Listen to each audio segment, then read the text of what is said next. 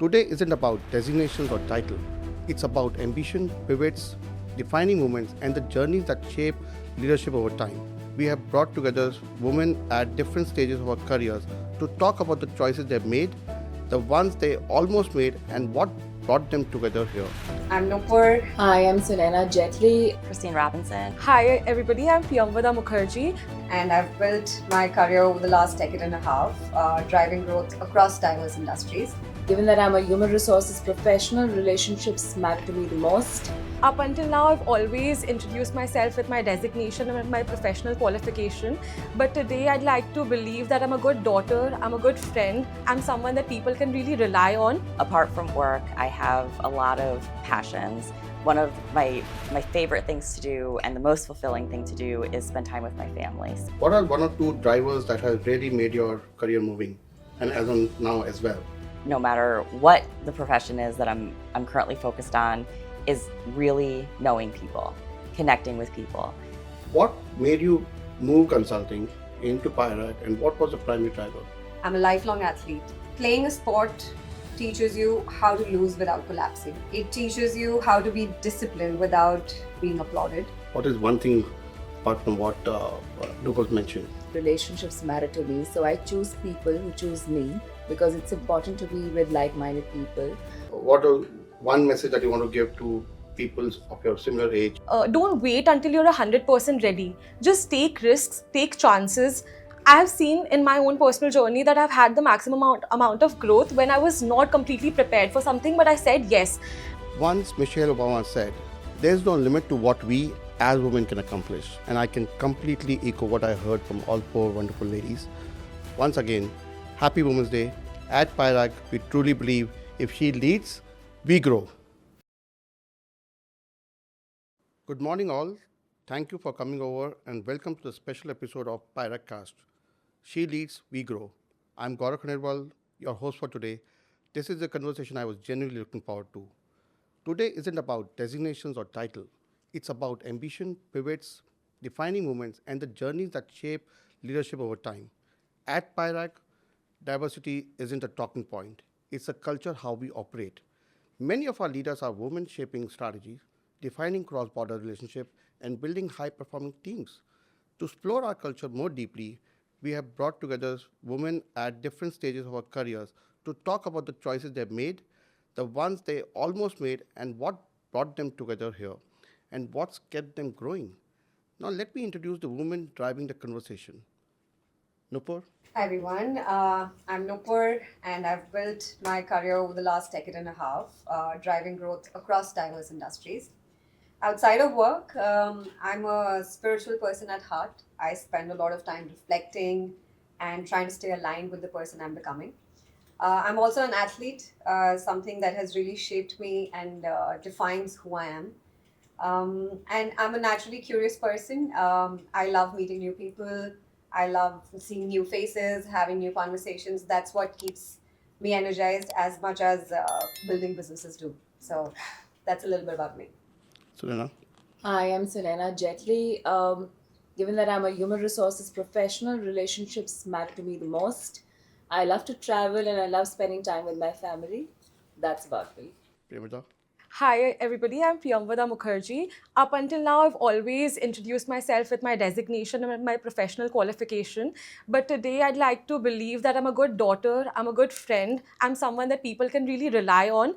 Also, I'm extremely passionate about growth. I like to surround myself with people who not only support me, but challenge me on a daily basis. And apart from that, when it comes to personal life, I really love to travel. I am a huge foodie at heart, so I love exploring different cuisines. And also, one thing that I'm very recently have become very passionate about is giving back to the society in any little way that I can. So that is something I'm really passionate about. Lastly, That's about Christine. Christine Robinson. I'm very excited to be here. Apart from work, I have a lot of passions. One of my favorite things to do and the most fulfilling thing to do is spend time with my family. So that's how I spend most of my time in the evenings and on the weekends. Between my husband and myself, we've got 6 children ranging from the ages of 16 to 4. And as you can imagine, that takes up a lot of time, but it's very exciting. Apart from that, I really, in terms of another passion, really enjoy writing. I have a newsletter that goes out every week on LinkedIn. You can check that out. And I have a number of books that I wrote. One which is a compilation of essays and 2 children's books as well. Wow. I'm sure the next 25 minutes would be going to be very interesting with so much of deep experience from all of you guys. Thank you. Once Indira Gandhi said, if you want something said, ask a man. If you want something done, ask a woman. With this, now I come to our leader, HR leader, Sunaina. You've spent years building team and spotting potential always in others. I'm really curious, how did this journey unfold for you? And what is one or two defining triggers that led you to make your career switch?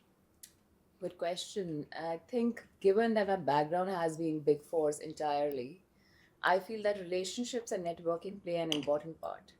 That's one thing, because since years I know those people till date. I don't lose my connections.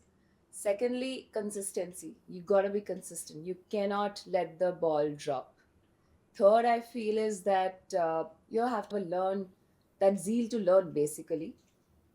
While you can choose your mentors to help you, to guide you, but that zeal has to be from within. And the fourth, I will give the credit to my mother somewhere, because she has been working. She was with a bank and she was managing the home, us feeding us every day, making food every day for me to go to office. And I think that played an important part, because she always said, you keep doing what you want to do, you will reach where you want to reach. So I think that is a very strong thing that stayed with me, and I strongly go by that. Great. I would also like to have your perspective, Christine, from your switching roles and geographies. What are one or two drivers that has really made your career moving, and as on now as well? It's a great point. I have found over the course of my career that the one red thread that goes across no matter what the profession is that I'm currently focused on is really knowing people, connecting with people. It's natural for me to really want to be inquisitive. So whenever I meet a new person, I want to know everything about them. I want to know what they like, what they dislike, what they're excited about. And it really starts to get me thinking about how I can make connections for them, through them. And when you do that, it's helpful for everyone. So when you think about cross geography, cross border, in my mind, it's irrelevant, because at the end of the day, you're working with people. It doesn't matter where they are. And if you can establish that relationship and genuinely do that, it goes across the board. I really take away from this is about relationship that you said. Christine, thanks.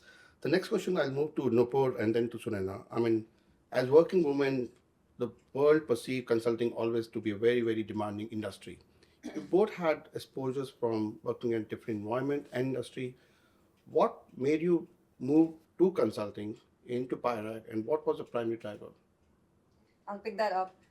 So, you rightly mentioned consulting is a very demanding industry. And I felt a certain level of alignment because of where I come from. So, I'm a lifelong athlete, and sports is something that has taught me and defined my basic and core values in life. Um, Playing a sport teaches you how to lose without collapsing. It teaches you how to be disciplined without being applauded. It also teaches how consistency is bigger than moods, right? So, all of this put together, the discipline and rigor that came to me naturally is something that I felt was very aligned, and which was something I could use as thrust to fly high in the industry. Having said that, I would really want to believe that something that fuels me is not motivation, it is identity, because everything that I'm doing is not because one day it's a high or next day it's a low. It is mostly because who I've become, and I think that way there's a huge alignment with not just the industry, but Pyrac specifically. There was one sentence I was being told that my biggest strength is that I bring on the table is who I am, and this space to be authentic, this space to grow, this space to not put a facade, to not pretend to be somebody else because I'm ambitious, to not compromise on my dignity is something that I felt that was a big game changer and a big differentiator as well, because I've been in the outside world and seldom have I seen that there's a coherent ecosystem where you can put all of this together and really strive on. So, yeah, so I think there was a major alignment, and I wanted to believe that we could grow from here. Interesting. Surena, you just joined us. What is one thing apart from what Nupal mentioned? So I basically do what I love to do. And as I said earlier, that relationships matter to me. So I choose people who choose me because it's important to be with like-minded people. While you might have disagreements, but you got to be respectful, and you should understand that others' point of view is equally important. And that's what I love about Pierag, because we basically walk the talk. The conversations I had during my interviews, I think I'm seeing that getting implemented on daily basis. So that's one thing that I feel is a validation to why I joined and why I'm here today. Great. That's really recollects me to the memories of someone saying that every woman's success should be inspirational to others. Serena Williams said that. I'll move to my next question to Christine. Apart from moving industries, in your case, it's moving territories, geographies, and it's no more only managing the time zone. How do you think your mindset and your trust really get changed because of this changing geographies? It's interesting because the perception of what that could be like is pervasive. There is something that I did in my career that I didn't realize at the time would be so valuable later, and that is making a lot of lateral moves. I was ambitious. I did want to move up, but I realized that sometimes moving up comes from moving across. And in my earlier days, and this was in the resource management space, I was aligned to supporting a particular, whether that was geography or industry, and I was given the opportunity to cross into something else. It wasn't a promotion. It was learning about something new. And I I think if I look back at that time, I was very naive. I thought I could do this. And when I got to that role, I was surprised to see that it was a completely different job. And though that was a surprise, it was really exciting as well.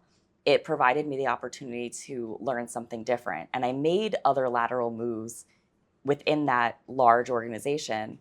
And the funny thing is that at the time, I thought that I was just doing something that was interesting for me. And really, the reality was what I was doing is rounding out my skill set so that I could make myself more marketable for other firms and other roles.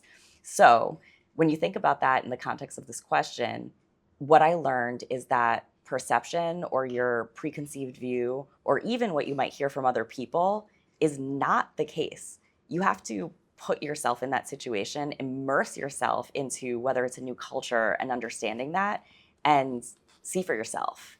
I would also like you to go back to 2022 when you were a speaker in the One Woman Fearless conference, and there's something that you mentioned about your some incidents or some triggers that made your career move. You want to- Absolutely.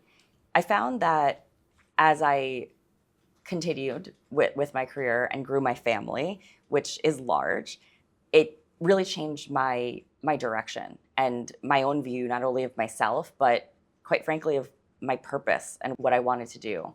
Something about me is when I find something that I love, I want to tell everyone about it, whether that is a product or a firm or a company or someone that I just met that I think is really exciting.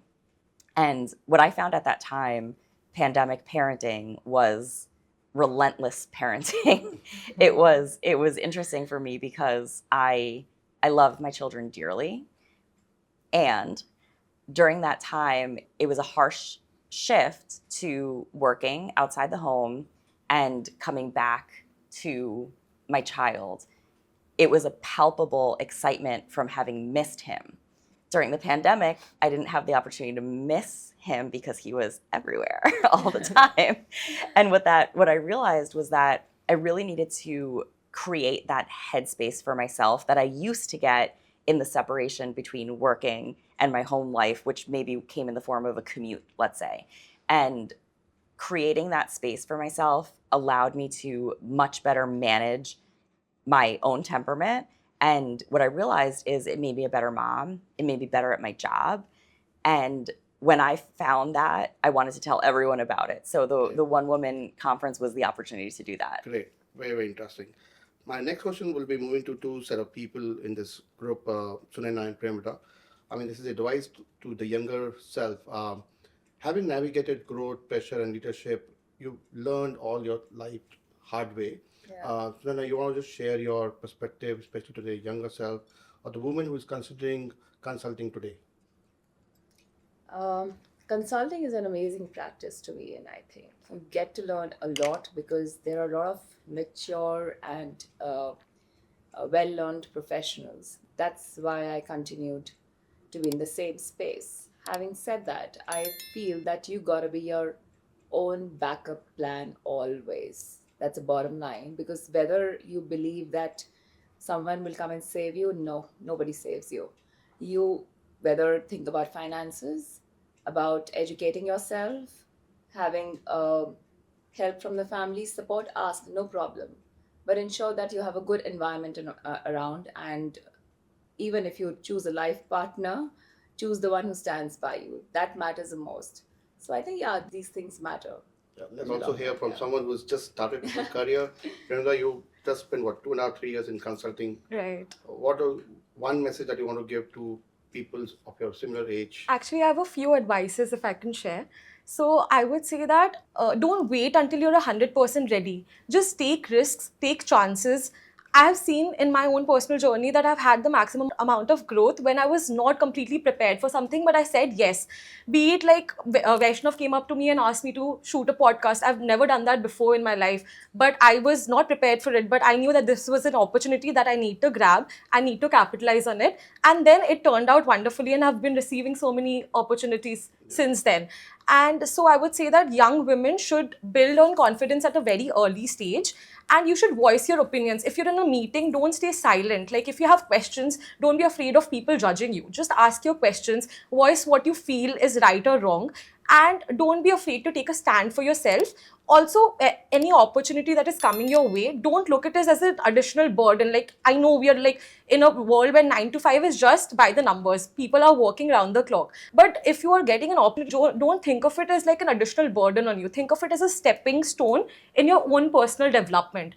And also, since we live in a world where technology is like taking over and it's reshaping the way we think, do things, and AI is everywhere, so we need to like constantly upskill ourselves. We need to upgrade ourselves. The question should not be what technology is going to replace you or not, but it should be how you can evolve with technology, how you can leverage it in your work to be more efficient, so that you can actually use your analytical skills and technology can look after your routine manual work. So these are a few things that I would like give them advice on. I'm sure there are millions of Not to young- sound like a teacher, but yeah, from my personal Yeah, there are experience. a lot of people who are watching you, Premita, for this perspective. They'll definitely learn about this. My next question would be to Christine. Christine, you executed across different roles and delivered the projects. Now your role is more about direction about it. You are putting a strategy. How do you think this transition happened to you, and what was the mindset change considering your personal, your other roles that you play? I see you every Monday. Your newsletter is out. You are there across the globe as a speaker. How do you manage, and what's the mindset that you really have when you do all this stuff? Yeah, there's a couple of things. So let's unpack that. One is, and I'll go a little bit backwards. How do you manage that? I find that this is a question that I get often, and what's funny about that is, from an outside perspective, it probably looks like I'm managing all of it flawlessly. That is just not the case, right? So we have to be honest with one another, and part of that is just being helpful to other female leaders, to others in our community, because putting up, and this goes back to some of the other comments earlier, putting up a front and a facade, it only hurts you at the end. So that's part of it. The other is I like to experiment with tips and tricks, and you mentioned AI. I use AI to manage many of my personal commitments, whether that is my child's going to karate or trying to schedule how we're going to get everything done before bedtime. So that's one that I would put out there. One of the other things that you described was this idea of moving into more of a strategic role. It goes back to a lot of, actually, I'll piggyback off of your comments, which is saying yes. Saying yes when I was scared, saying yes when I wasn't sure. It wasn't easy, but if you frame that as this isn't scary, this is exciting, and knowing that you have a backup plan for yourself. There's this quote that I love, and it's the bird, doesn't rely on the strength of the branch. The bird relies on its own wings. And it just, I get chills when I think about that, because when you have a wealth of experience that you've built up over time, whether that be through work or otherwise, some of it is even, I would go so far as to say that being a mom has very much helped me. Quite frankly, people will ask me, how do you not get rattled, when this happens at work, and how does this work? And I say all the time, because when you've had to get 3 children out the door, fed, and to school on time, and navigating the negotiations and conflict resolution and scenario planning of doing that, there is nothing at work that could rattle me, from that standpoint. So that's the mindset that I bring to the strategy role. Is it's not just about execution. It's not about checking the box. It's about how do we set up an overall process that meets the vision of what the firm is trying to accomplish, so that the execution can line up with that. I can clearly see only a woman can say it so well. My last question probably will be to Nupur and then Premada. It's about building while belonging. As you have grown here, how do you balance between your ambition behind building your career while still feeling like you belong in the room? Yeah, so there's a little backstory to this question. I'm going to take a few minutes, so bear with me, please. So actually, since I was a child, I was fairly I used to even Christine mentioned, she likes building relationships. So I was always an extrovert. I was, of course, nerdy and I focused a lot on studies as well. But the only complaint that my mom and dad would receive at every parent-teacher meeting was that she's a chatterbox. She wouldn't just stop talking. So over the years, I realized that I can capitalize on this and this can be my strength. So then I started pursuing chartered accountancy, which if you also are a chartered accountant, so you know that it's a fairly isolating experience. You have to sit before your books for hours at a stretch. You're cut off from the outside world. And then I did my articleship from one of the larger organizations. While I'm really grateful for that entire experience, I got to learn a lot and it helped me lay my foundation. But I just felt like there was something missing and I was not being my true authentic self. So then one of my friends from my previous organization just joined Pierag and he told me about it. And at that point of time, it was just picking up momentum. It was not a very well-known thing. It was kind of like a gamble decision, I would say, if I can say so. But then here, Christine mentioned something yesterday. She said something like she has spoken to a lot of different people from Pierag and everybody feels unique. But it feels like they're all made from the same fabric. And now that I've been here for more than 3.5 years, I can completely resonate with that feeling because it feels like we're a part of the same family. And there are so many opportunities that are thrown your way. Of course, being a chartered accountant and having technical knowledge is a priority. But at the same time, I got to experiment and I got to actually use my strengths. I got opportunities. I never thought I would be hosting podcasts. I never thought I would be emceeing a firm-wide event with 150 people looking at me. That was the first time I was in front of a huge crowd. I was very nervous, but the support that everybody shows in you here, it's genuine. Got the time to focus on my personal health as well. So before 2024, I wasn't very active. My mom was a sports person growing up. So she just, because I was a huge foodie and I used to also do stress eating a lot. So she just went to a gym one day and she convinced the owner that you have to tell her to join.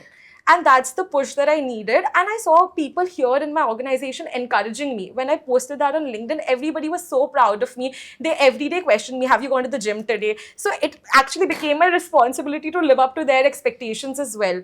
So of course, I feel a sense of belonging here. I feel like growth is not just about professional growth, but it's like a holistic growth. So that's how I'd like to. With your I was very passionate when I was saying all of this. number of hours that you spend in office and still you manage to get into and hit to a gym is quite inspiring. Thank you. Nupur, maybe just from your perspective, how do you really balance your ambition? And I know you were big fan of your fitness and sports, and I know you swing rackets. How do you really manage office switching and this racket switching? Well, like I mentioned before, it's not motivation for me. It's who I am as a person. But coming to the belonging aspect, belonging for me has never been about comfort. It has been more about being evaluated on merit than having to pretend to be somebody I'm not, only because I want to achieve and I want to be ambitious, right? I remember this one time, I led a particular deal. I was leading the entire cycle, created the strategy, pitch decks, from A to Z. Eventually, in the closing meeting, I went with a male colleague, and the client was sitting across the table. And all the serious questions were actually addressed to my male colleague. Uh, I smiled at that time, closed the deal. We got the client home. But when I went back, when I was introspecting, there was a question which stayed with me for very long. That would I have to compromise on my dignity just because I want to walk the path, right? Um, Strategy for me is just thought. Execution is people. Inspiring people to do what inspires them is not just a tagline. It is a structured vision. It is where the rubber meets the road. It is where strategy meets execution.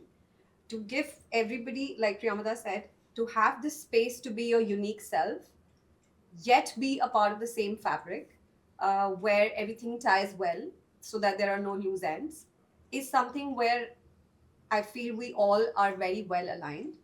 And there is something that has always stuck with me, which is anytime there's a daunting task, break it down to build it up. So, given that talent is our bread and butter, how do you break down that strategy to build it up? And the only way to sustainably do that is letting and helping people do what they're best at. So, which is where it doesn't feel like you're executing somebody else's game plan, but you're actually building something purposefully with them. So, yeah, that's my thought on belonging and building at the same time. As we wrap up today, it was not about roles and title, what we heard. It was all about building relationship, pursuing your passion, listen to your heart, don't compromise your values, and take chances. Once Michelle Obama said, there's no limit to what we as women can accomplish. And I can completely echo what I heard from all four wonderful ladies. To everyone listening, we hope this conversation sparked reflection, maybe even courage for your next step. And to all the incredible women, once again, happy Women's Day. At Pierag, we truly believe if she leads, we grow.